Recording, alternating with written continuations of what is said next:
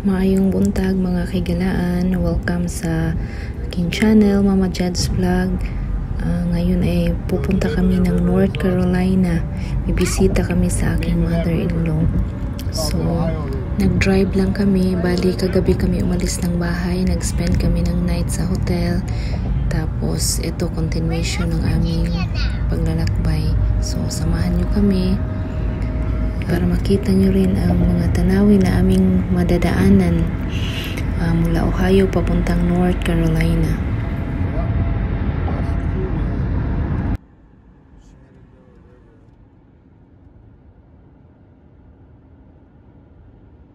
It's like a yellow bridge over there, Zane.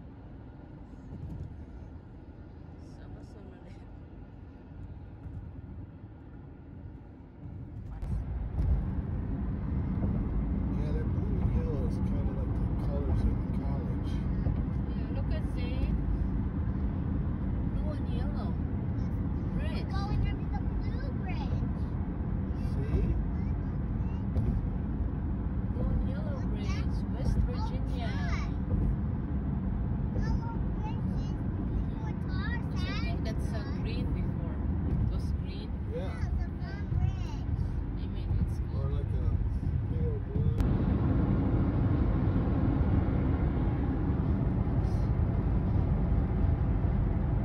Something that didn't exist. Now everybody's obsessed with water.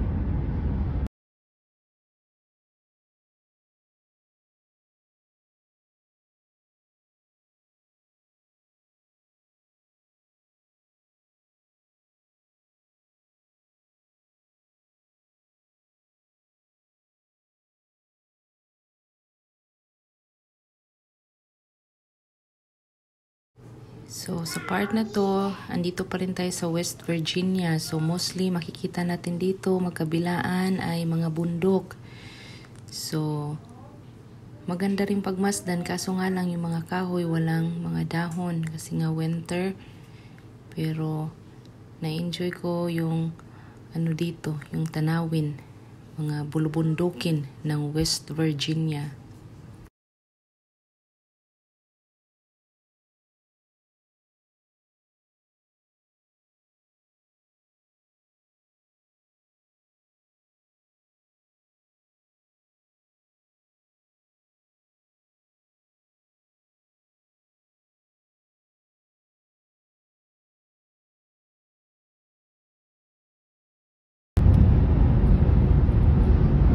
So we are now entering the East River Mountain Tunnel.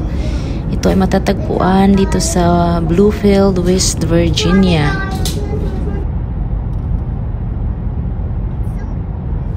Ang tunnel na ito ay may haba na 5,412 foot. Tapos binild ito noong 1969. And it took 5 years, natapos siya ng 1974. So 5 years yung haba ng paggawa ng tunnel na ito.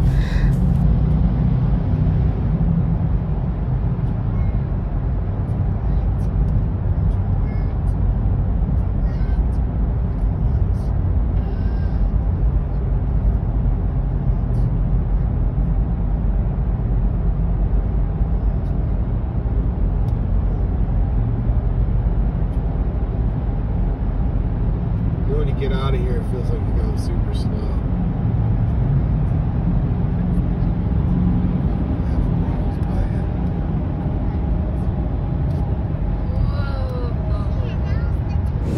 So, welcome to Virginia. So, dito sa kabilang dulo ay Virginia.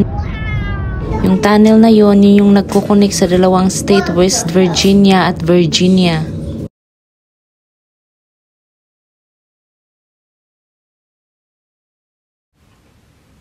Dito na part, gustong-gusto ko kasi yan sa may gilid, may parang sapa or yan sa may gilid ng bundok. May mahabang parang river. So, maganda siguro talaga tumira dyan banda. Kasi yung ambience, bukid, tapos yan ayun, yung parang river. Kaya gandang pagmasdan.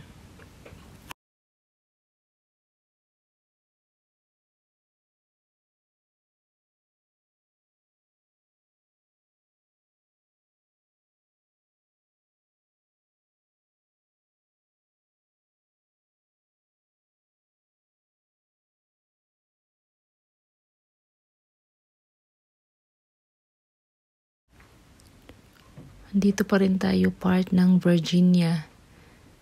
So, parang countryside siya dyan sa magkabilaan. So, marami pa rin mga bundok na ating natatanaw.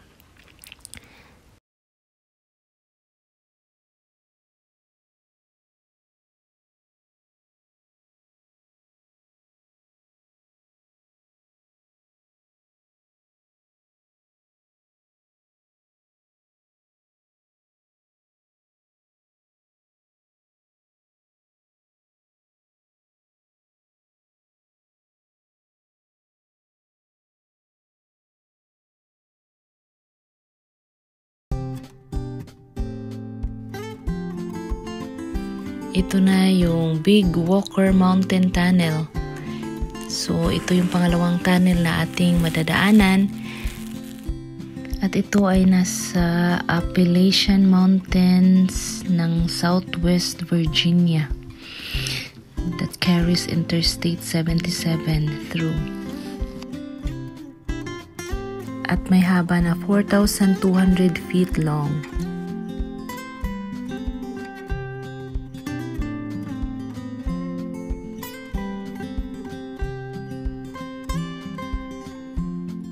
Tuwang-tuwa at na-enjoy talaga ng mga bata pag dito na kami sa may tunnel.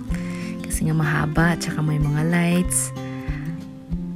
It's really cool daw, sabi ni Bugoy.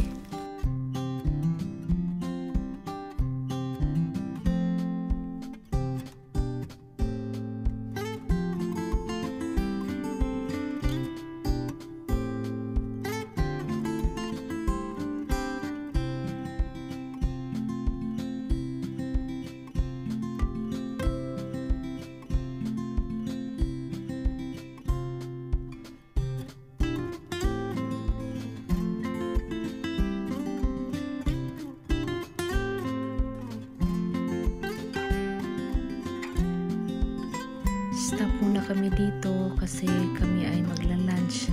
Gutom na kaya dito kami kakain sa may may center dyan. May mga restaurant dyan sa loob.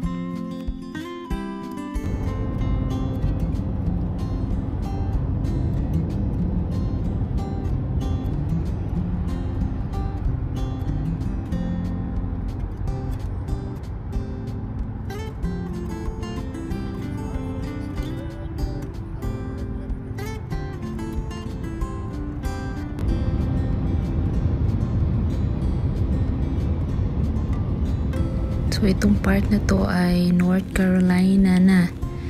So, medyo malapit na tayo.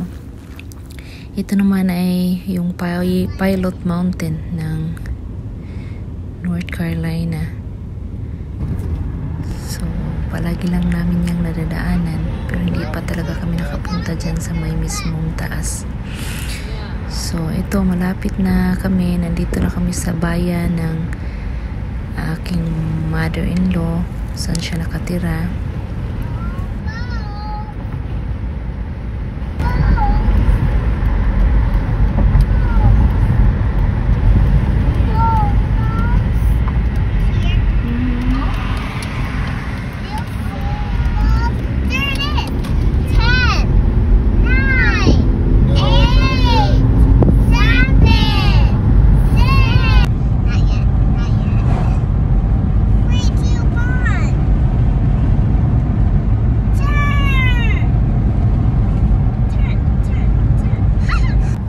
Total of 6.5 hours yung biyahe namin itong araw na to, at kagabi naman ay 2.5.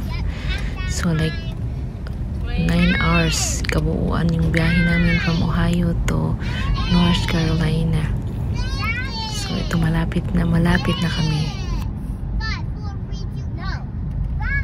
Maraming salamat sa pagsama ninyo sa aming biyahe, at hanggang sa muli, kayo mag-iingat dyan palagi, at God bless us all. Love the Simply Raised family.